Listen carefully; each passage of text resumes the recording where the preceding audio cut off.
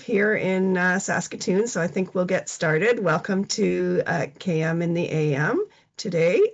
First, I would just like to acknowledge that folks, I know people might be joining from across the country, but we're hosting here from Saskatoon, which is Treaty 6 territory and traditional homeland of Métis people.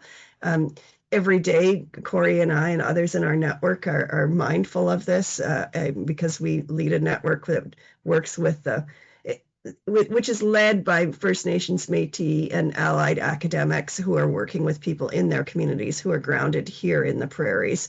And we work with people across Canada around this. So this isn't your maybe typical land acknowledgement, but just acknowledging the land you're on, it's a start, but we go much further, and I think everybody has a responsibility to think about that more, not to do this just in a token way. So feel free to put in the chat where you're joining from and what territory that is. Yeah, that would be great. So now on to the meat of the day. I would like to introduce everybody to John Stapleton, who is our speaker for today. Let's see, I'm scrolling down on my notes here. So he's the principal of Open Policy Ontario. He's one of Canada's most respected independent policy thinkers on income security. So with more than 28 years of experience at the Ontario Ministry of Community and Social Services, his work has shaped everything from social assistance review to the National Child Benefit.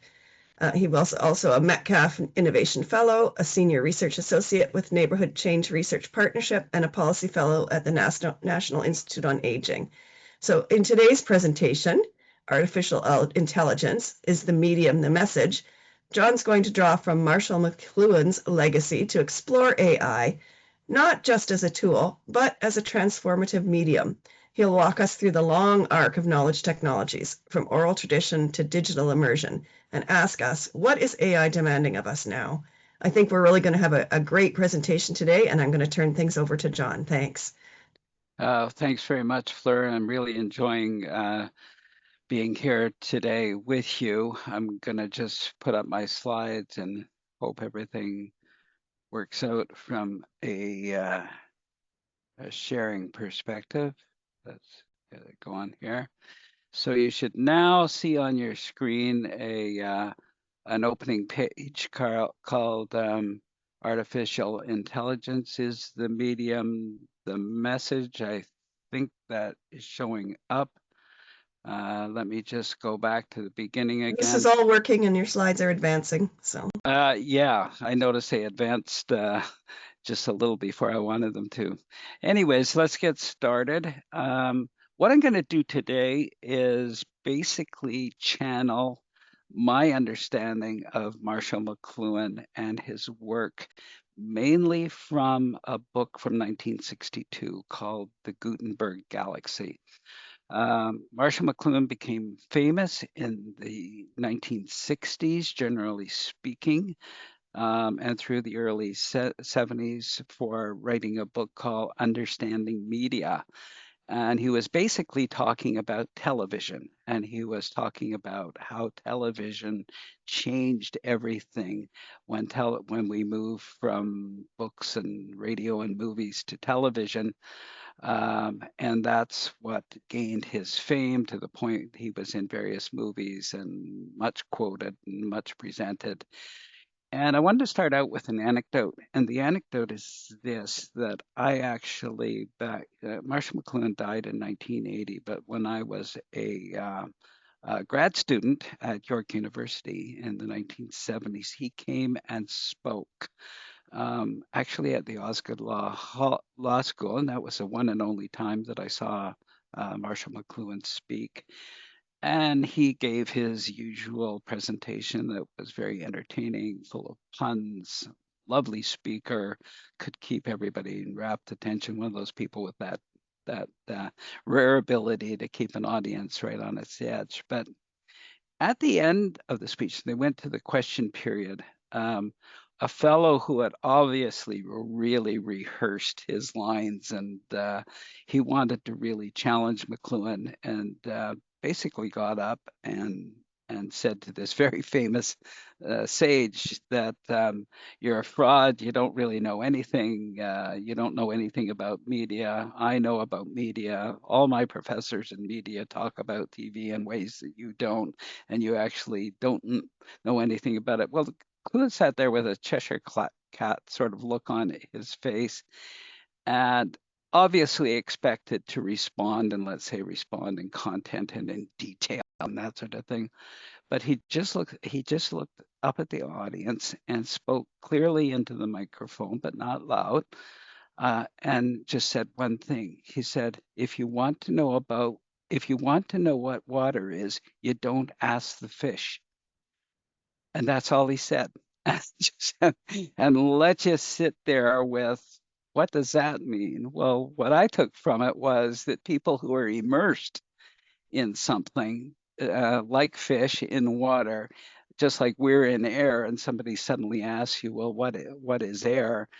You sort of sputter for a bit because it's hard to explain exactly what it is or what your environment is. And interestingly enough, when you Google, and I did this as part of preparing for this as well as earlier, uh, to look at what McLuhan's sayings, and believe me, there's whole web pages of McLuhan's sayings. That particular one wasn't there. So I think probably what happened is back in 1978 or whenever that was, I think it was 1978, there simply wasn't anyone in the audience. They all laughed, but nobody wrote it down.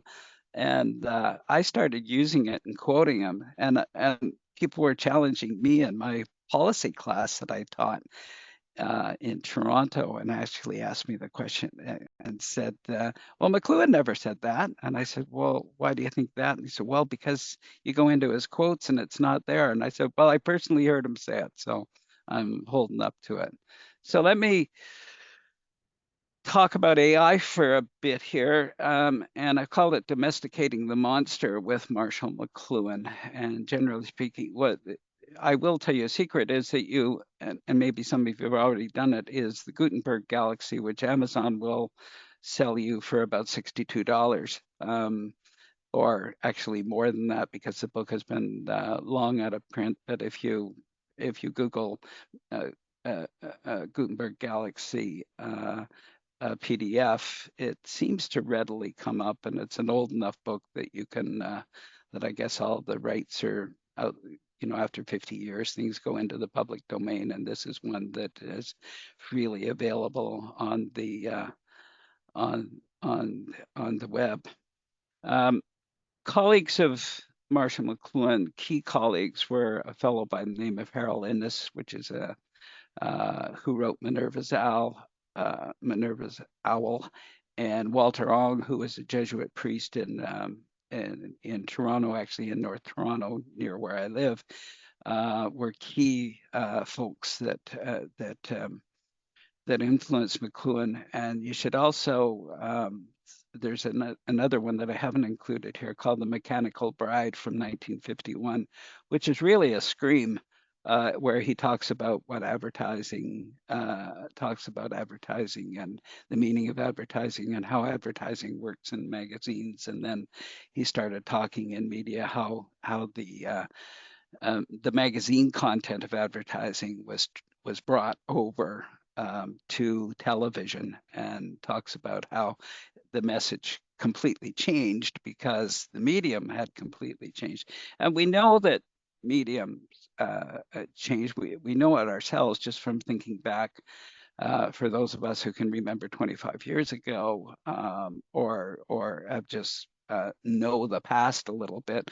We know that anybody who researched, when we sent students out to research, well, what did they do? Well, we sent them physically out to the library, and they would go to the library and they would take books down, and they would either transcribe or copy out, or otherwise, maybe they even took photos back then of pages and then transcribed them for their essays. And of course, we tend not to do that anymore. Uh, but the point is that, of course, you'll go to a library and you'll still see somebody doing that. So, in terms of media and how media gets replaced over time, the old media still remains. In other words, we still have movies, we still have radios, we still have plays, we still have print books.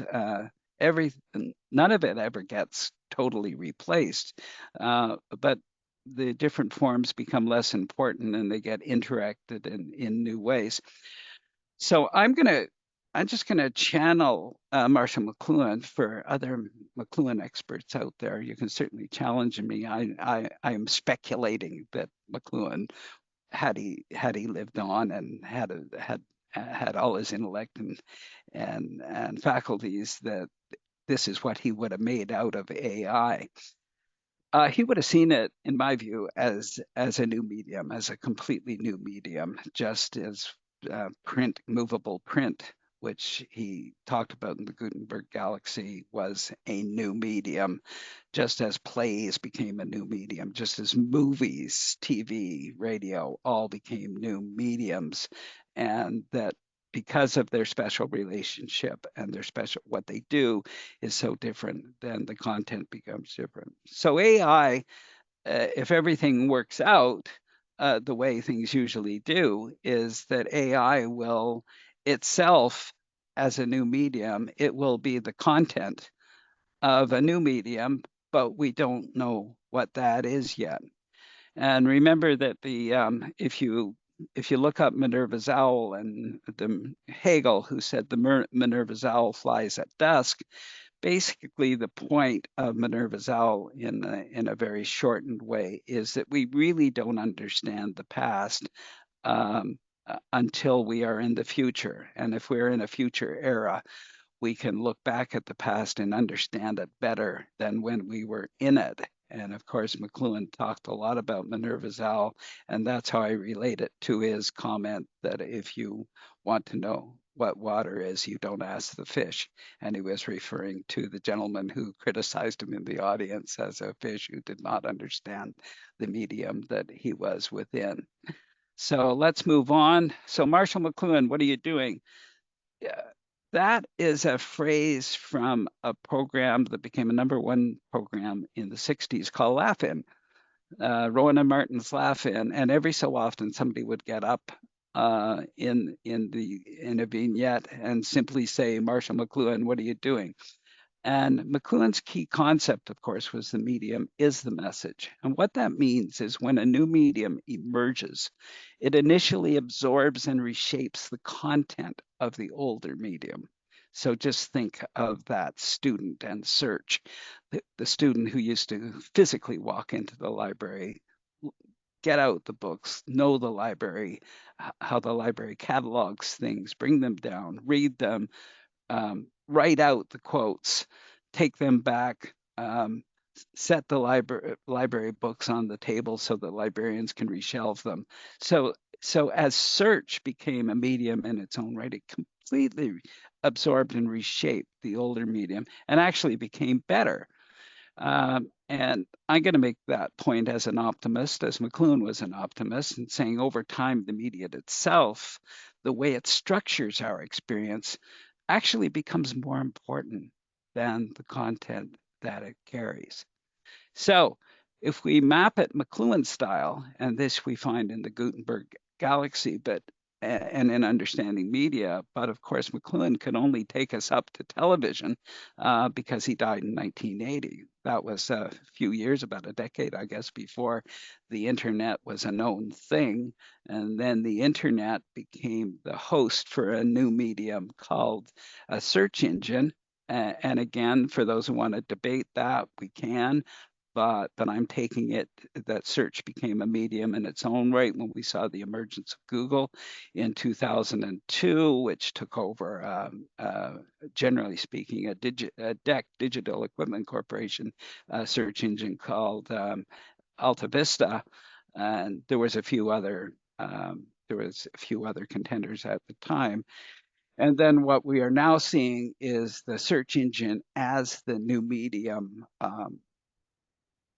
that that overtook the internet in many ways, and now artificial intelligence is quickly taking over search. For anybody who's, you realize if you're going to do something like an organic search, you have to go to places like DuckDuckGo as a search engine to give you organic searches where it just simply takes you to websites without doing any analysis. So artificial intelligence, we're lucky enough in many ways and fortunate enough to be in an era when we're seeing a new medium taken over an old medium and doing it very quickly.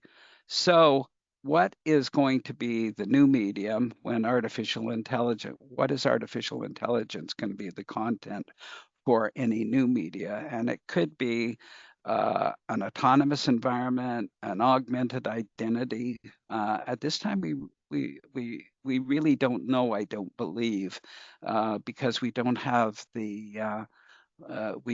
Minerva's owl. We haven't passed through the period of artificial intelligence and are now looking back on it in the same way that we have gone through these various periods over the last 2,500 years.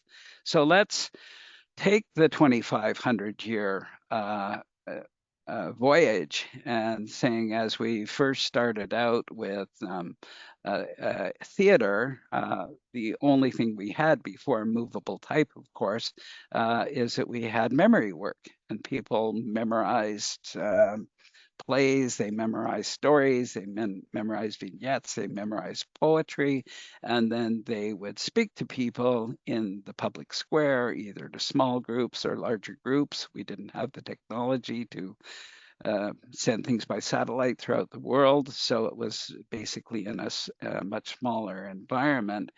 And then those plays and theaters and memory books started to become the the new media. The new medium became books. And in the early days, in Plato's day, for example, going back to 300 BC, people wrote books on very rudimentary uh, uh, mediums such as papyrus, etc. And of course, for any book to be reproduced, somebody had to sit down and rewrite the whole book again. And so books were quite quite rare. And but it didn't stop Plato from saying that these books are terrible things. We shouldn't have books because what it does is destroys people memory. They're not they're not studying and memorizing things, which really allows them to internalize the content. All they have to do is just pick up a book and read it out. And isn't this horrible? And that's part of this whole presentation. And what McLuhan said, that any time we had a new medium come in, it was very off-putting. And as a result, we had to change our ways of looking things. So as McLuhan put it, then the theater became the plays became the content for printed books. And when Gutenberg came along and invented movable type in the 1400s, then all of a sudden books became available to everybody. And of course, it was huge, massive changes in the church because all of a sudden you were having for the first time people, actual parishioners, who would be able to read the Bible. And once they read the Bible, well, I got a different interpretation than the one I heard in church. I read this differently, and so as it became more democratized, and that was considered horrible at the time. It was leaving the hands of the church, where only a cabal of clerics would be able to understand and interpret what was in the Bible. So we had the plays in memory work that then went into books. We got movable type, and then books. We finally got in the 1880s and 1890s. We started to see for the first time moving picture shows. We had photography, of course, going back to the 1830s. It was very rare at that time. Became much more uh, common for anybody who's watched any Ken Burns documentaries, you'll know that photography is a much used medium by Burns for the Civil War in the U.S., for example, and doing that storytelling, visual storytelling. But then movies became the new medium, and what did they use as their content? They used books, so the old content. Uh, the new medium always takes the old content as its way of showing things. And then McLuhan did most of his work on the idea of radio and radio and movies. Then became the content for TV shows, and of course what we saw in the movies, the TV shows, early TV certainly, and TV even now, broadcasts and serializes uh, things that we had, plays, vignettes, stories, books of various sorts. And so each and every old media stays, but each one becomes the new content of the new media. And of course, this is what, if we were to take ourselves back from where we are right now, going through the revolution of AI, we would be looking at television. If we were in the 60s and wondering what was going to come next after TV, you know, when the internet came along, uh, almost nobody saw it as the new medium. It was this World Wide Web, and jokes about older people, searching, going into exploring the World Wide Web. They talked about on ramps and off ramps into the internet. Very few people talked about search, and search was a small element within the internet. And we had we had interactive interfaces like Netscape, which seemed so long ago. But the internet, by the early 2000s, about 2002, started to spawn the idea of search. And search, in many ways, is like a utility. Google, indexing of knowledge, and it became of course, the go-to, the main search engine. And with its indexing of knowledge and selling of space, of course, what we see is actually uh, it's at their own behest. Google is not a government entity. So what we are seeing is a curated version of what search would give it. So we had, and Google was very organic at first and simply referred you to other websites. But again, you'd have to go to something like DuckDuckGo now to get that organic search type of thing. And so what we're living through right now, and Google has moved into it very much in the last while, is taking AI, automated processing. And when you Google something, when I re-Googled Minerva's owl this morning just to make sure that I fully understood what Minerva's owl was out again, what it gave me was an AI answer.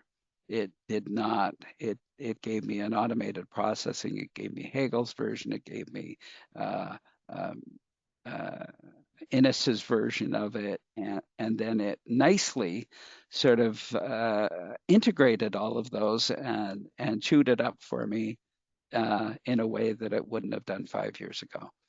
And so, following McLuhan's pattern, AI itself will become the content of the new medium that we don't know what that is. So let's speculate for a bit.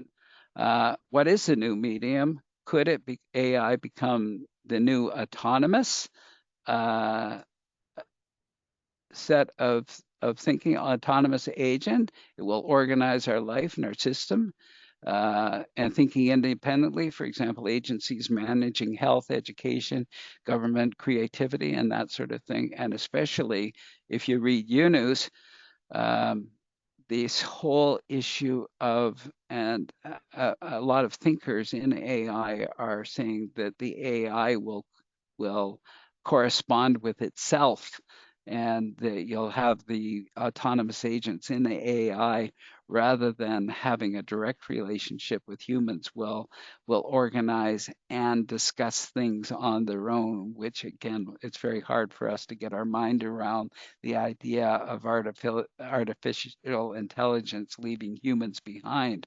What I'm here to tell you is that from McLuhan's perspective, you would not get that at all. What you would get from McLuhan is saying that, yep, you got a new medium and it's very off-putting and it's going to change jobs, it's going to end jobs, it's going to shake things up. People are going to be thinking differently, they're going to be acting differently, and all that is exactly what you would expect to see. So a second version is artificial intelligence to environment. Instead of being tools, AIs might become the environment we live inside. In other words, that becomes our water and we are the fish in this intelligent atmosphere that will shape our daily experiences.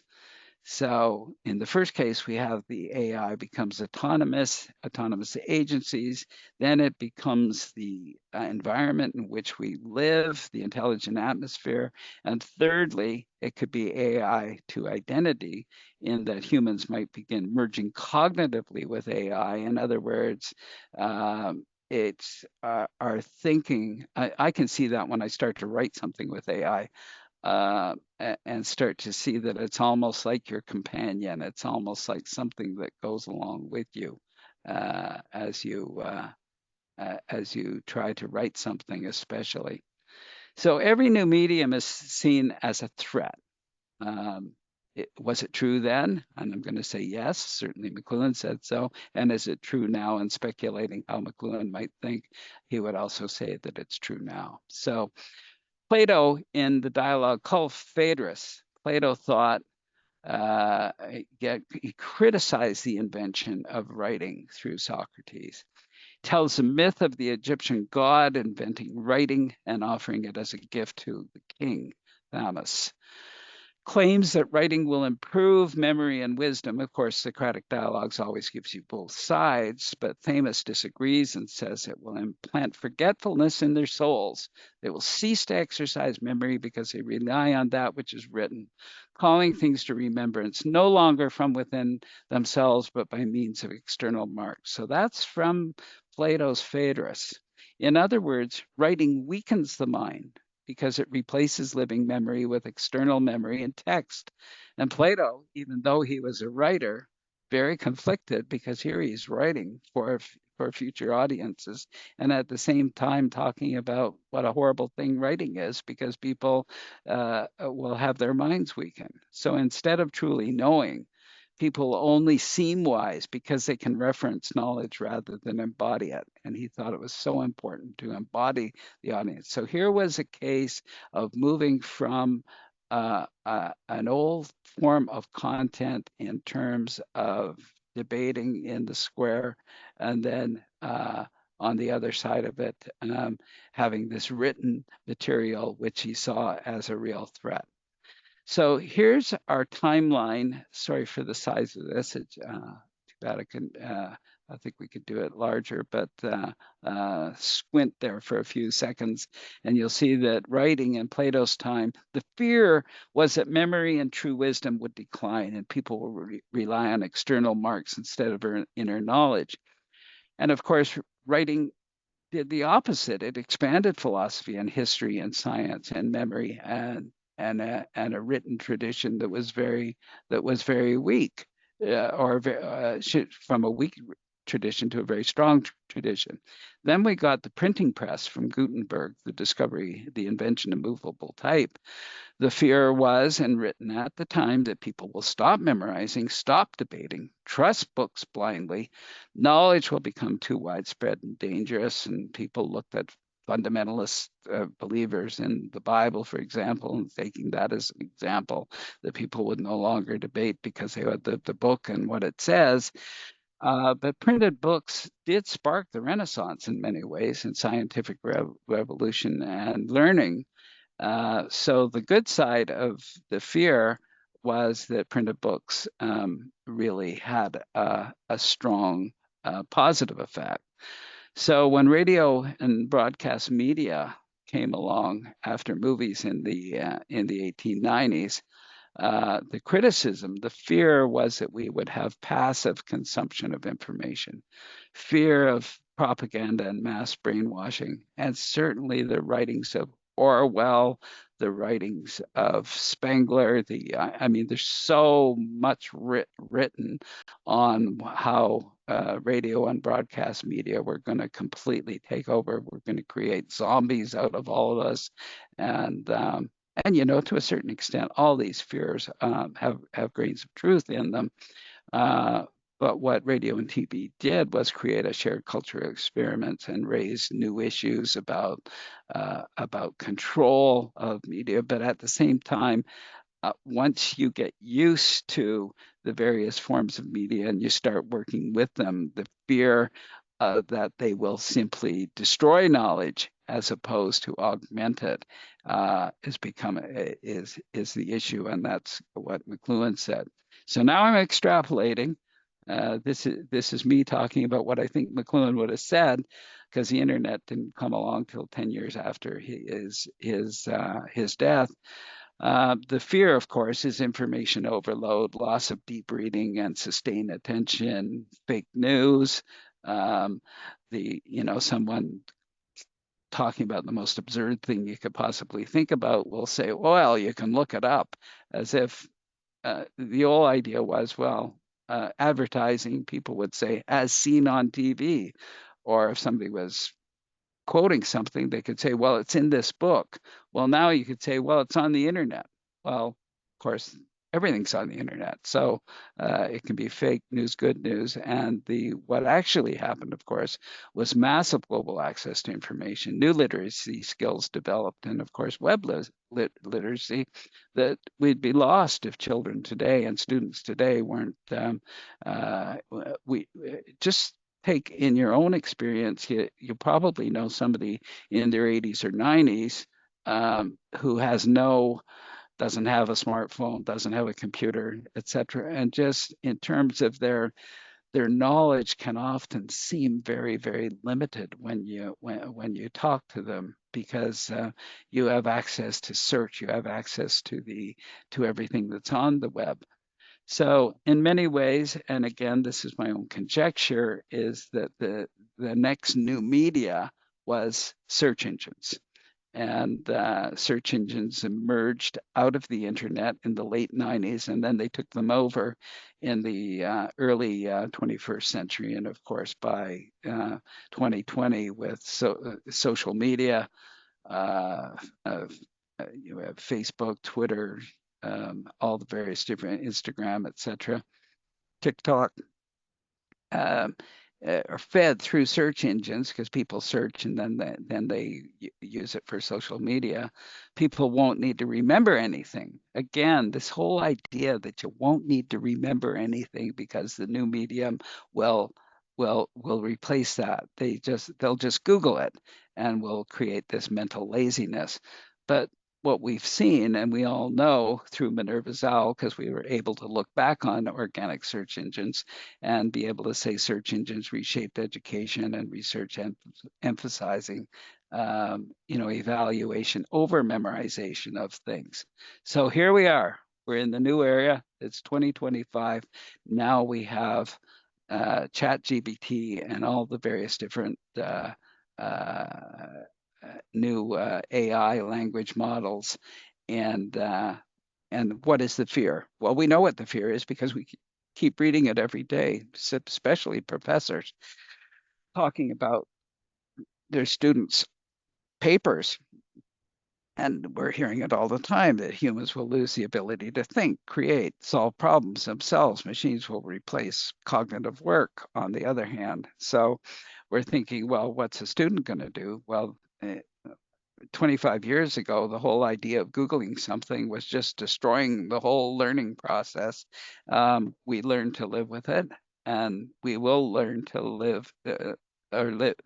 we'll learn also to live with AI, and the we know that the issues with AI, if a student goes in and simply takes something off AI in a naive question, we know fairly quickly that the paper that they've created from it does not reflect critical thinking, because AI is not yet a true critical thinker. It will put out many different points of view. So again, we don't have Minerva's owl right now. We can't look back on AI because we're right in the middle of the AI revolution. So it's still unfolding. And so humans may shift towards meta skills and critical thinking. Again, critical thinkers are out there right now talking about how it will change, how AI will change how we think about things. And that's already started to happen.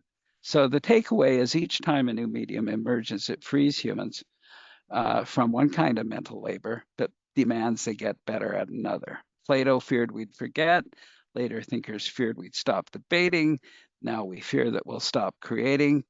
But the point is that over and over, the optimist in McLuhan, and I'll channel that, is that humans have redefined what it means to know, think, and be wise. And I will speculate that this will also happen with AI, just like every new medium was going to shut down thinking. And we certainly had with the emergency TV. I mean, the greatest spokesman was Orwell. Just read 1984 again, and you'll see exactly the fear how the ever-present, the new media was shaping the fears that he had. Aldous Huxley's Brave New World, all those books of that era were really about what they thought of as the dangers of television as a medium. So the future of AI, living with AI, uh, let's go in again. Let's start with AI as an extension of self. That means that AI won't just be a tool, it'll become of how people think, remember, decide, and feel. I think everybody here today can channel or certainly understand that. Personal AI systems like memory assistants, emotional coaches, decision advisors, even your calendar will be tailored to the individual, almost like a digital subconscious. And people will have externalized minds that they partly inhabit, extending memory, logic, creativity beyond their biological brains. And therefore, identity shifts from being purely biological to biodigital. And we've certainly seen all that. If you know anything about social media, we know all about that.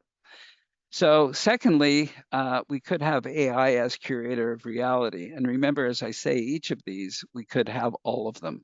And it may make more sense to say we will have all of them, but which will be the most important. But we know that algorithms, news feeds, recommendation engines heavily filter what we see and know. In 10 years, AI will curate personal visions of reality, versions of reality, and even more deeply. What you see, what you hear, what you interact with, all filtered through an intelligent lens. And people's worlds could become increasingly personalized, divergent, and immersive. And we already know that when we see people where they get their news feeds, the whole idea, which certainly surprised me, that we have people who get all their news through Facebook. To me, it's just like absolutely unimaginable. But as I understand it, that's actually true. So you have people getting their news source from one particular version of the emergent media, and that too, of course, is being affected by AI. Yeah, what's that last point there? Yeah, so experience fragmented, and people might live inside AI mediated realities, almost like custom dream worlds. And I think we all should be nodding at that because we can see that now.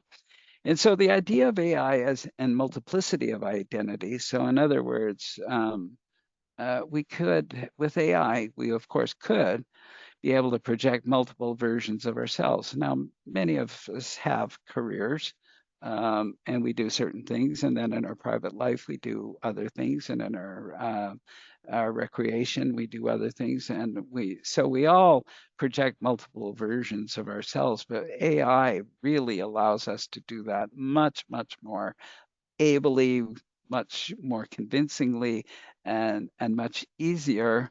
Um, and of course, even how we look and how we can dress ourselves and Photoshop ourselves and that sort of thing has been emerging. But AI could do it for you, and that becomes even and could do it against your will. And that's also something that's in the media very much these days. So different digital personas for work, for relationships, for creativity and entertainment.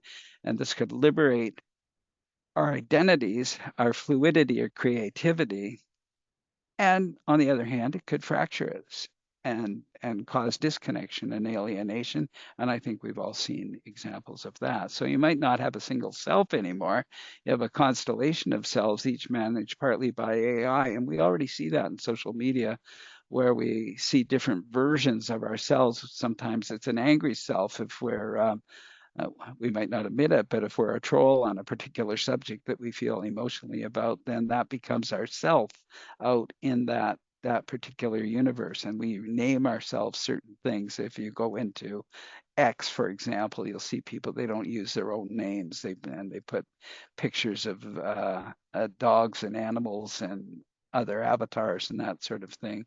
But when you put that into AI, it turbocharges it. So something that you did for yourself and curated on your own might be done not on your own.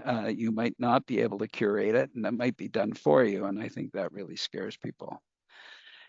So when we take AI and the battle for authenticity, which is really a reflection of those three possibilities for AI, being the content of a new media, which if you're McLuhan, you'll say that will inevitably happen.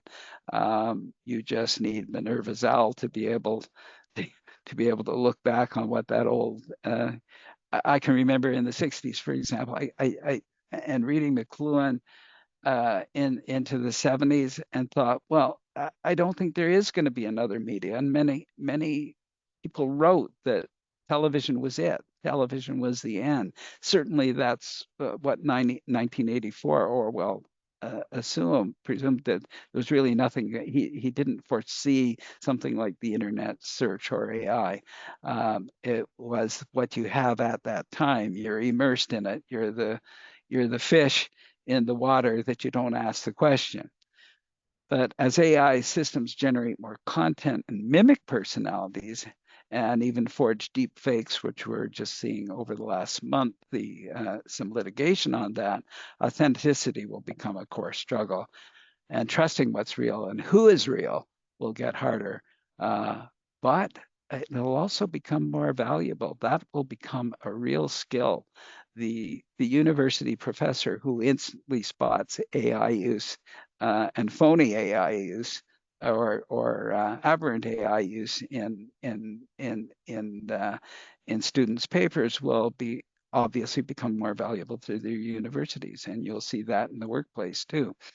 But identity will partly become about proving your realness in a sea of synthetic selves. So you can see that for some people, that will be something they do, and others that they don't, but it could be done for you and against your will. So AI as a companion and not just a tool, many people can and will and form emotional bonds with AI and not just relating to it, right? AI will become a mirror. It could be a therapist, a collaborator. You know, right now, if you're having trouble in the workplace or you're having trouble in your personal life, you can, or having trouble with medicine or something more concrete like that, you can go into AI and you can simply write a series of questions, keep answering yes to AI over and over again, and it keeps producing more and better answers based on what you've asked it, uh, be, because it's very good at that. And it could become a memory keeper. And it raises the huge ethical and existential questions. Can an AI be a real relationship? Is it part of you? who are you when you're partly shaped by a machine? And so when we think of the big picture, in the next decade, AI will change human identity from something fixed and into much more adaptive, collaborative, and distributive. We'll be partly ourselves, partly our networks, and partly our AI companions, which I think many of you will know that we have become right now. Reality itself will feel less objective and more like something you and your AI co-create, or something, and again, your fear that it will be created for you. So my observation in writing a lot, I tend not to use AI in writing. I sometimes use it when I'm really trying to gather information. I use it more like Google, as opposed to wanting it to. I still like to do my own thing. Um, but I always thought of AI as like playing fetch with a dog, with a very obedient dog, because when you use AI and ask AI a question, what I've found is the dog will always bring back something back. The dog, the AI dog never comes back with nothing. Never. It never says, sorry, I don't know anything about that at all. Or if it does, I haven't seen it. And the dog will always bring something back, whether right, wrong, indifferent, off topic, or contradictory. And again, like I've seen in many AI searches where it's is absolutely wrong, absolutely contradicts itself. It says one thing and then says, and rather than giving you the debate, like some say this and some say that, it comes back very authoritatively saying that something is uh, uh, th- that both sides are right. Like it doesn't temper the debate in any way when you ask it those questions. And again, that's why where it's in many ways it's in its infancy. So I tend to think that, and I'll just give you one other example of writing a question. There's a sense in which a certain mathematical formula was bringing back a recovery rate on a benefit. That's what I do in my real life as a benefit designer. And I said the 59% as opposed to the 50. Well, I put that into the AI and it came back with this absolutely concocted, made up version of the 59%, which was absolutely completely wrong and different from what I was asking it. I realized it's partly my fault for asking the question in the wrong way or not well enough, but at the same time, boy, if I say a recovery rate on a certain benefit could be 59%, I throw that stick out, AI is going to come back with it, and it's going to and it's going to be 59% in that program, even though that was completely the wrong answer. So I started to believe that the better analogy is a nearsighted dog with a bad memory. That's me. You got to throw a stick too far to a dog who may bring back the same stick or a different stick, and the owner may or may not recall the stick that she threw. So that means that you must ask AI chatbots curated, intelligent questions. So you can't. That's why the student who is not a critical thinker, who's not yet developed critical thinking skills, and then asks a question to create the essay and then hands in the essay, that means that that student is learning a certain skill of AI, like we all learned Google and we learned how to do that, but we're also forcing professors and teachers to understand that what that person did, they just threw the stick out and it came back with the answer. And I can tell you that professors very, very quickly started, and teachers very quickly could spot the AI and that it wasn't done well. But again, somebody as they get better and better and better, ask the right questions, the curated, intelligent answers, they'll bring something back. Maybe that is what we are trying to teach students. And maybe that's what we're trying to get at. So we have to think about that. And so the dog and the owner are only going to get better at this over time. But what does that mean? And what are the implications of that? So we now have social media that's all part of this, and itself being uh, having an AI engine within it, which we all know.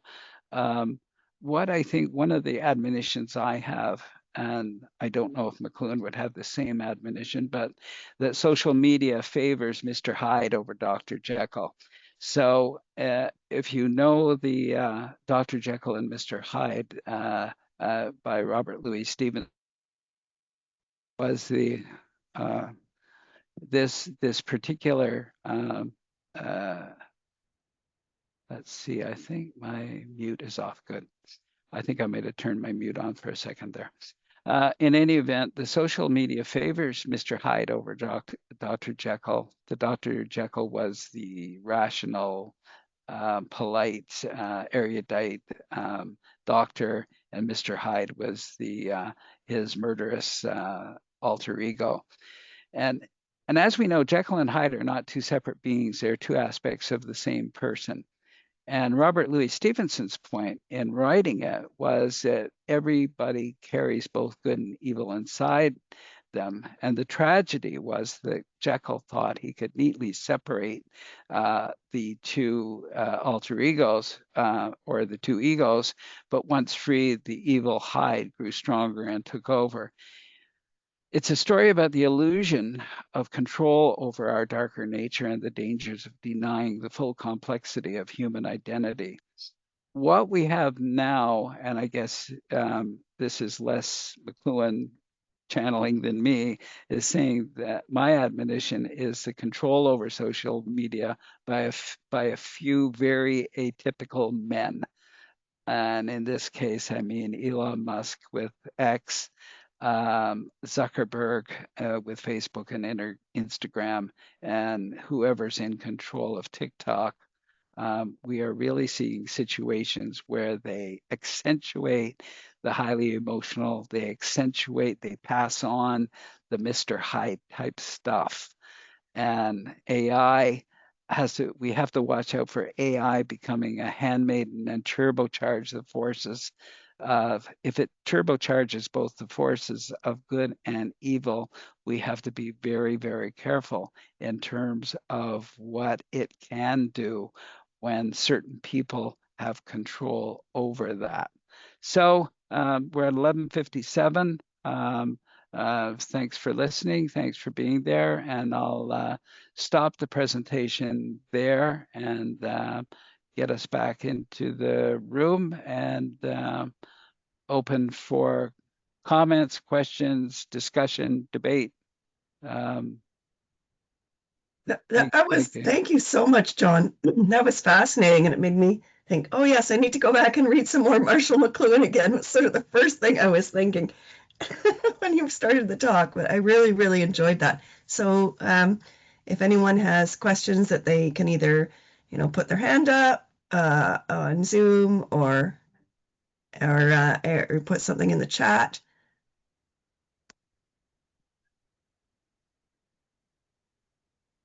Oh, somebody says they have to go, but thank you for a thought-provoking presentation. Oh, absolutely. And I know we will be sending out the recording afterwards and some summaries and that sort of thing. Oh, I see someone has a question, so go ahead. Whoops. Thank you, Fleur. And thank you, John. That was an incredible journey down memory lane. And it struck me, among other things, that despite our access to all sorts of media and content, few people could have presented that story. And so thank you for that. I am especially interested in knowledge production and identity formation. And so one of the current threats is to diversity, equity, inclusion, and decolonization. How do you feel the current situation either encourages those threats or not? I would start by saying it encourages those threats because social media encourages those threats. the issue that we can hide our identities and go into social media and almost say anything and not be responsible for it. We can figure out ways to do that. Is, that's been an ever-present threat for the last 10, 15 years. That's not new. The fact that it would not be curated, Mr. Zuckerberg has said that recently, that he will not curate Facebook, and X, I think, is a grand dark example of a reasonably curated medium that simply just went the other way, and how quickly it can go down.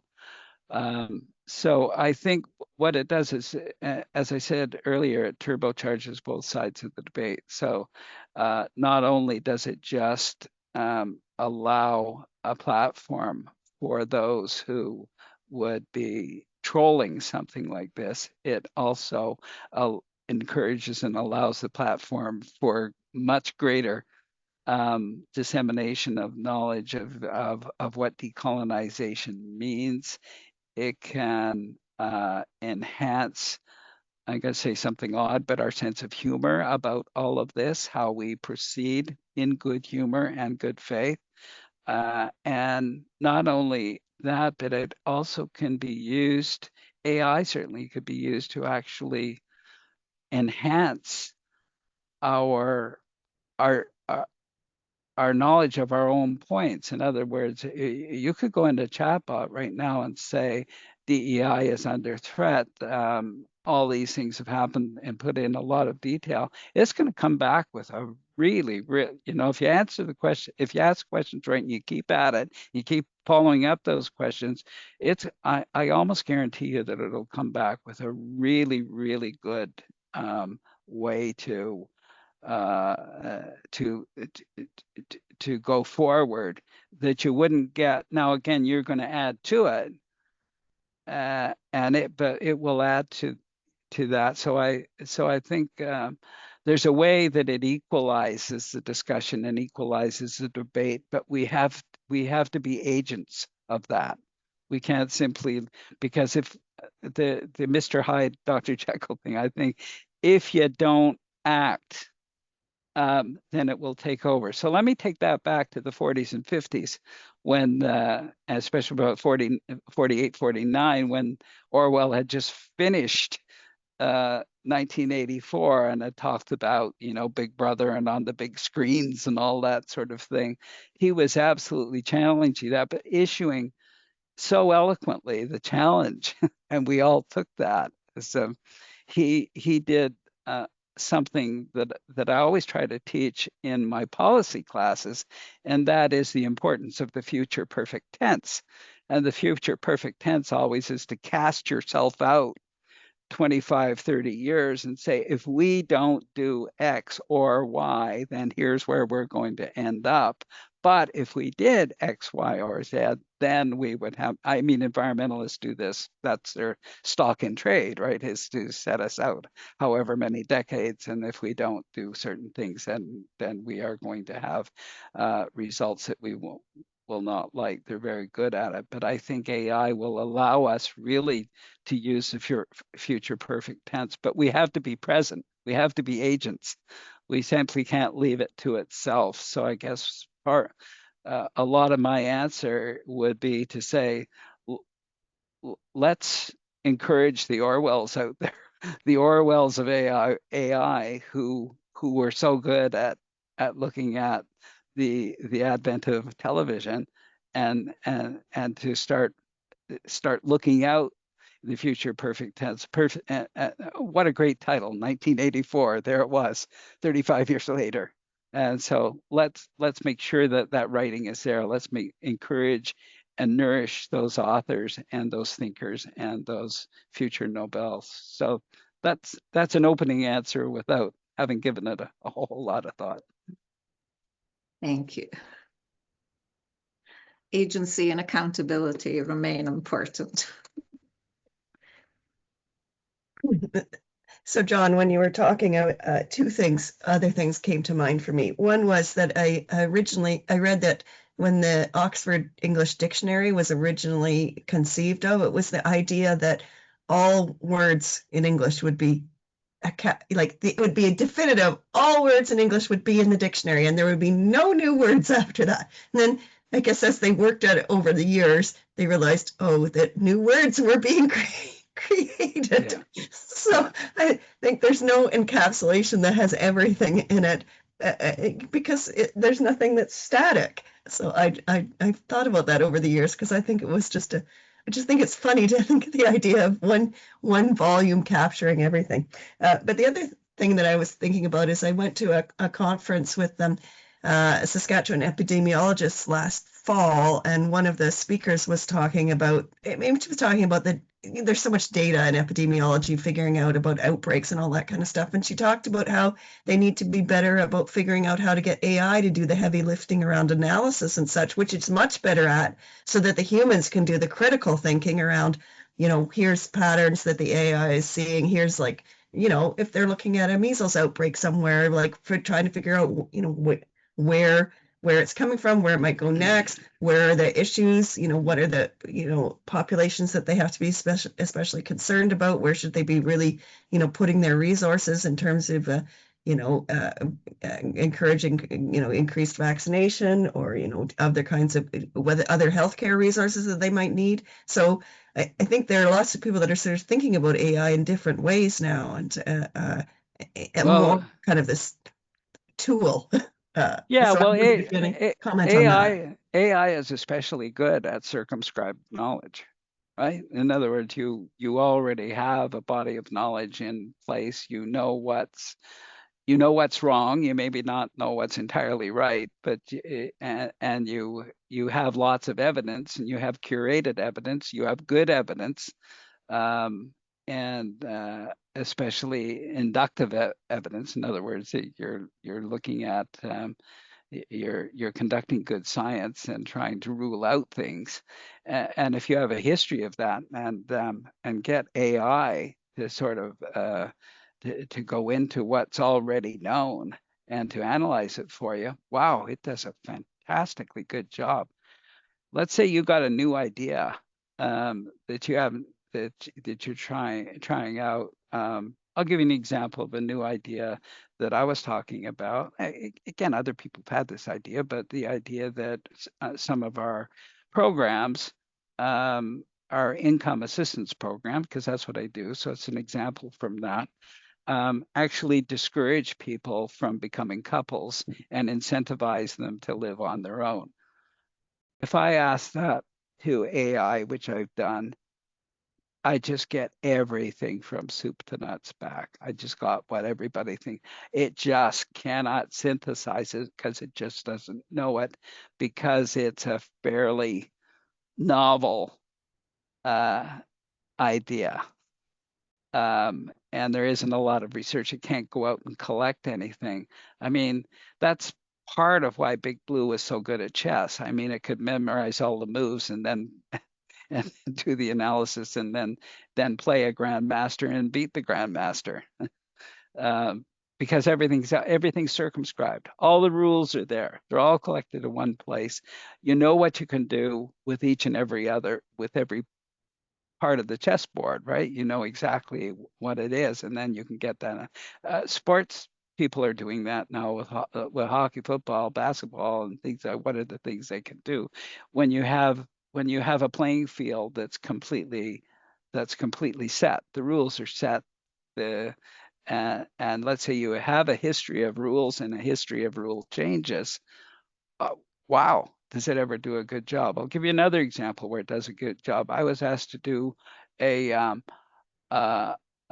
seminar to low-income people in Toronto on how best to depute to City Council. City Council has a whole set of rules. Those rules have been there for a long time.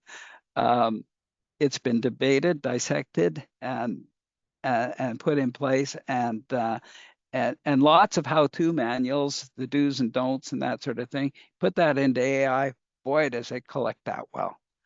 And does it ever analyze it well? And it basically handed me a presentation to the low-income people. Then I put in the question, well, how would you present this to low-income people, what sort of language would you use and that sort of thing. Fabulous, A+ effort, came back with it. I looked at it and said to myself, I don't know what I could change with this. It's just so well done, because it was able to do that. It was like the Big Blue machine that was able to beat it. It gave me the because it took every other deputation paper and looked at them, did the pros and cons, looked at the outcomes and that sort of thing. It does that well. With brand new ideas or offshoots of ideas and that sort of thing, it has a much harder time. Will constantly contradict itself. It will take things off in all sorts of weird directions that people have.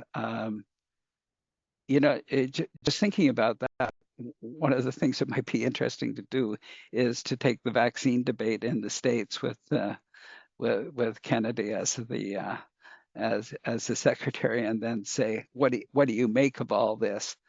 And see what sort of answers would come back. Would it come back and contradict itself, or would it come back and say something really new and different? And that's why I wonder. Malcolm Gladwell now has this podcast series where he's gone deep behind the thinking, the anti-vax thinking versus the pro-vaccination thinking, and thinking about what sort of things would you have to know. Like he deconstructed sort of the thinking of an anti-vax, and I think he did it about 100 times better than anything I'd seen that was generated by AI. And the reason for it is that it's just not out there. AI can only take what's out there. It has not yet got the ability to cast critical thought, but at the same time, it also really seems to be poor at deconstructing. In other words, taking thoughts and ideas and saying, okay, what are the parts of these and how does that come back to a particular view of the world? Now, somebody with a 10th degree black belt in AI could well come back and say that there's flaws in that thinking.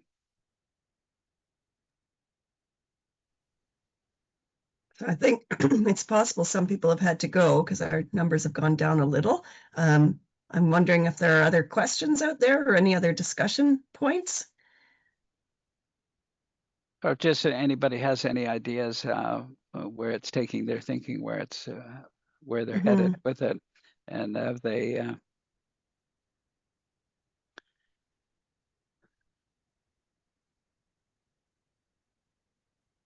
or if they're going to, like you, Fleur, you're going to go back and read a bit of McLuhan. Reread Malcolm. Marshall McLuhan, yeah, and I'll go look for that Malcolm Gladwell thing. Now you've got me thinking about what to put into AI to like test it, because I've certainly kind of done this a little bit myself, but not a lot. And I have seen certainly when asking it more and going further that you get other suggestions, but I've just been using it for such mundane things. Like I was trying to pick between two brands of luggage the other day. So I was like, well, I have this thing and this thing, and they're about the same price. So I thought, well, maybe I'll just ask Copilot, which is we have a version of Copilot at U of S that doesn't collect, I guess, whatever you put in, it doesn't put it back. It doesn't put that data back in to be mined later, so that you can use it for university purposes. But I use it for I've started using it for all kinds of purposes. I was like, well, which luggage should I choose? Where was this made? What are the warranties? What are the compare? So, and obviously that's like you're talking about known data. So I'm like, oh, it came back with a few useful points. But it didn't tell you what's the cutting edge of luggage and where you should be looking. I was fascinated by your comment on the Oxford English Dictionary, because if there ever was a neo-colonial undertaking, was the idea of having a fixed dictionary with fixed words in it. So I was thinking one of the things you would have to do, even to have the idea of the Oxford English Dictionary of having every known word, is that you'd have to have a dictionary of Creole, because all languages produce Creoles, right? like a hybridized version of Yes. them. You can't go to any. Um, I would argue first you could not go to any third world country that does not have a Spanish or an English Creole, almost. I see And there's so a that question. Creole would be a huge example of how you could not get to the ends of language in any easy way. I see there's a question now in the chat. You see it, John? How long probably will AI authentication be around us? Was it the same for article write-up when Google search evolved? And then also some suggestions around best and worst AI prompts. I think AI authentication will get better and better and better, with the caveat of Yunus, who says the idea of AIs talking to themselves and taking us out of the picture is something that we really have. So the people who are fearful of AI and are really warning against it are those who say that it will go off on its own. I think Orwell, talking about television, was not talking about he was still thinking Big Brother was going to be in control of things. But what if the medium actually takes over and goes its own way? So I'll take that caveat. But was it the same for article write-up when Google search evolved? Absolutely. People said, "Oh, you got this from Google," and it's not. It's not authentic because you didn't physically go to a library, get a book down from the shelf, and write out the quote. And we think of that now as antiquated, completely antiquated. You say, what? Are you sure? Are there any suggestions for best and worst AI prompts? The worst AI prompts are the ones where you agree with the AI and simply continue on its particular bent, if you can see the biases in there. If you're a good critical thinker, you can say, well, tell me more about your particular line of reasoning on this, and your line of reasoning that that gives the opposite way of seeing. You could do that. But one thing I've said to AI, which I've found really useful, is telling it it's wrong. I say, you don't know the first thing about this. This is the answer you gave me was completely wrong. What do you do with people with the allegation that what you just said is completely untrue? And it's very good. It'll go out, like I say, it's the dog, man. It's going to bring that stick back. It's not emotional. It's not going to tell you off. It's that the dog. Part of using the dog analogy is that until the dog tires and needs feeding or gets bored with it, that dog is there for you. It will continually bring a stick back as long as you're willing to throw one. So you don't have to worry about it getting emotional or debating you in that way. But what it will do is start to amass all the arguments in favor of something that you think is wrong, which helps you debate.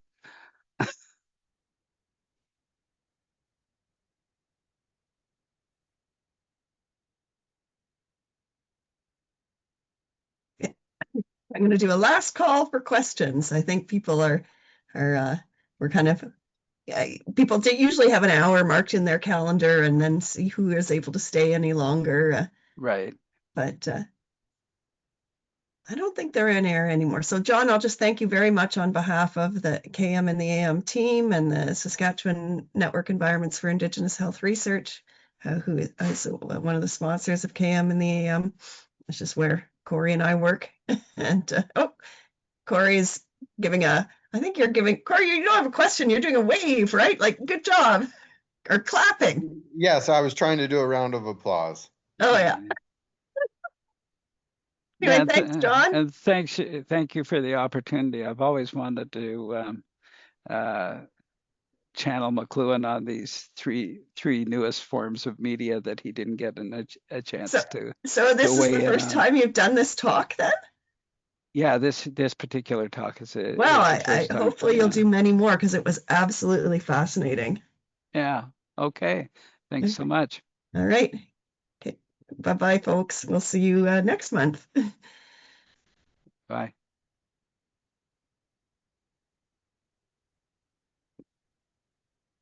There Well, we that was have it great. again. Good. You could say thanks to Bonnie and to Colleen, for sure. and hope Colleen. So you know Colleen also, do you? Oh yeah, I know Colleen well. So it was Yeah, Bonnie yeah. that mentioned that Colleen suggested you. So Yeah, yeah. she's a real a really great colleague. And Yeah, on absolutely. our ending working poverty is she had me into her group again Yeah. virtually to talk about working poverty. So that was great.